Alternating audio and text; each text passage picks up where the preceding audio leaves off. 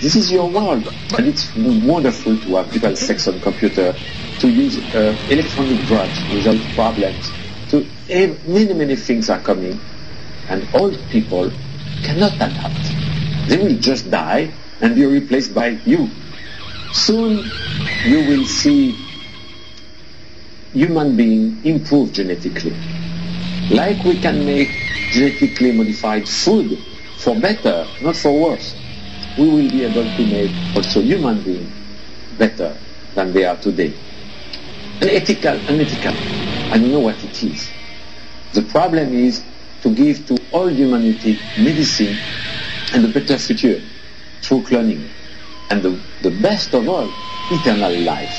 Because you students, young people who are looking at me now, you may, maybe, never die. A cult leader from Quebec was questioned by members of the U.S. Congress today as they grapple with the moral and ethical issues surrounding human cloning. The witness, known as Rael, believes humans were created from the DNA of aliens. But he was invited to testify because, along with his bizarre beliefs, he also claims he has the technology to clone a human being. As Adrian Arsenault reports, he says he's ready to use it. We will have eternal life. You can have eternal life. If cloning is allowed, and it's very important not to block it. What if it doesn't work, though?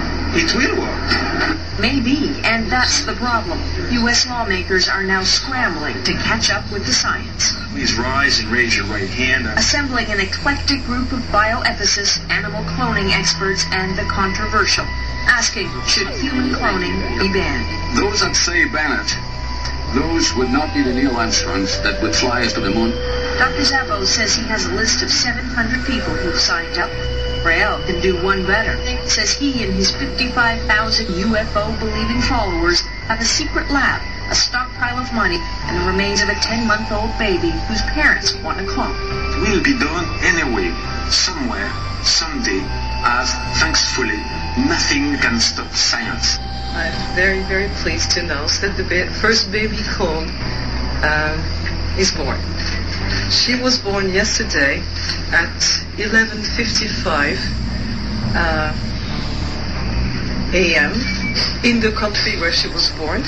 So this will not give you more details, but the location. She's fine. We call her Eve.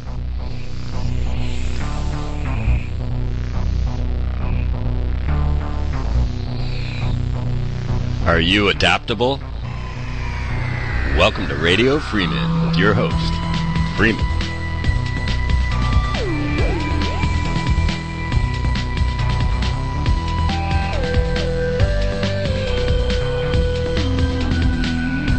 You can get the latest of the occult and sorcery of your government at freemantv.com.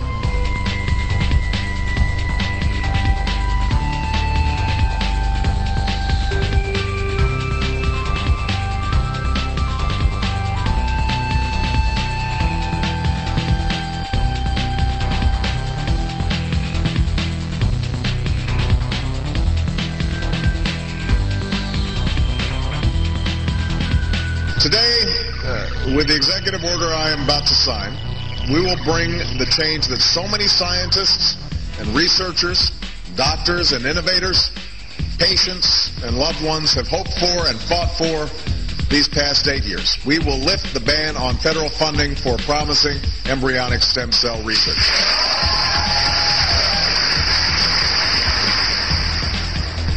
At this moment, the full promise of stem cell research remains unknown, and it should not be overstated. But scientists believe these tiny cells may have the potential to help us understand and possibly cure some of our most devastating diseases and conditions. To regenerate a severed spinal cord and lift someone from a wheelchair. To spur insulin production and spare a child from a lifetime of needles. To treat Parkinson's, cancer, heart disease, and others that affect millions of Americans and the people who love them. But that potential will not reveal itself on its own. Medical miracles do not happen simply by accident. They result from painstaking and costly research, from years of lonely trial and error, much of which never bears fruit. and from a government willing to support that work. From life-saving vaccines to pioneering cancer treatments to the sequencing of the human genome, that is the story of scientific progress in America. When government fails to make these investments, opportunities are missed. Promising avenues go unexplored. Some of our best scientists leave for other countries that will sponsor their work. And those countries may surge ahead of ours in the advances that transform our lives. In recent years, when it comes to stem cell research, rather than furthering discovery, our government has forced what I believe is a false choice between sound science and moral values.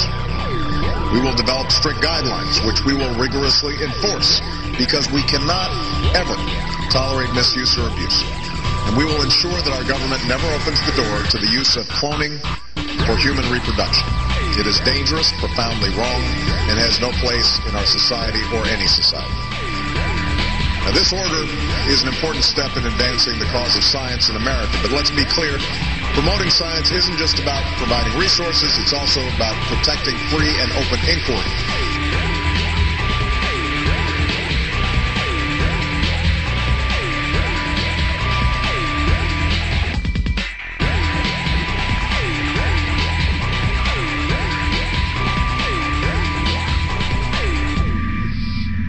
It's said that evolution is caused by adaptation.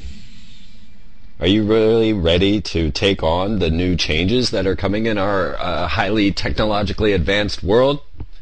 Are you able to see the ancient past as it should be really seen and recognize its connections to today? Many people say to me, Freeman, not everything's a conspiracy. I say, well, yeah, it is. When you start to look at the world from another perspective, you realize, well, first of all, the word conspiracy that they're using, they actually mean mystery. They try to tell me, Freeman, there is no mystery left in the world. We've sorted it all out, and we're on track. I'm going to get me a good job. I'm going to move into the future. I'm going to get me a house. At the same time, knowing all of these are foul.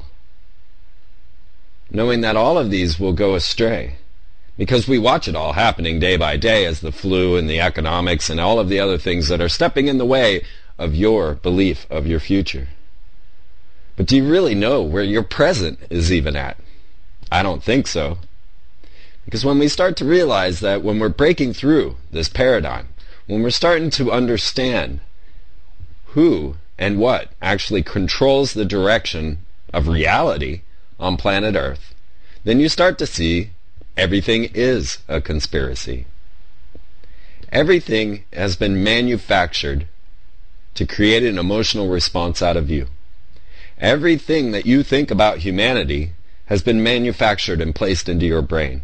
Everything you think about religion, politics, economics has been crafted and placed in your brain. So as we sit and we start to look for solutions, we're trying to understand our world as we see it,